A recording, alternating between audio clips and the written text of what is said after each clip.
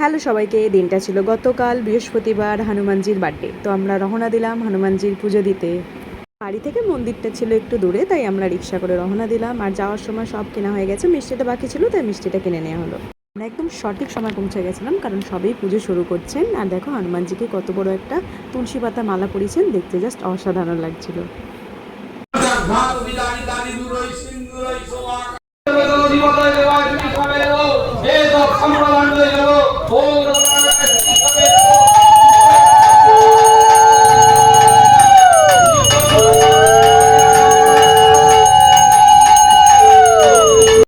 সবাই আশা করি না হনুমানজির জন্য কত মালা নিয়ে এসেছে। তো এবার মালা পরানো হবে হনুমানজিকে, কত বড় বড় জবা ফুলের মালা। তারপরে অঞ্জলি পর্ব শুরু হবে।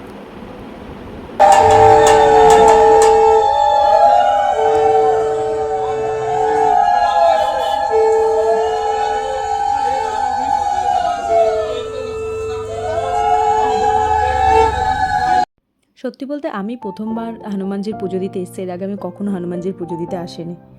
হনুমানজি ছিল লর্ড রামের সবথেকে বড় ভক্ত, আর তিনি রামায়ণের অনেক ইম্পর্টেন্ট রোল প্লে করেছেন।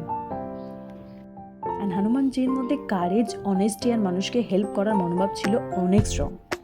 মানুষ মনে করে হনুমানজিকে পুজো করলে মন স্ট্রং হয়, ভয় কমে আর অনেক পজিটিভিটি আসে। এবার হনুমানজি ভোগ খাওয়ার পালা। তো দিনটা আমার এরকমভাবেই কেটেছে। যদি ভালো লাগে সবার, তাহলে অবশ্যই একটা লাইক করে দিয়ে কমেন্ট করে দিও।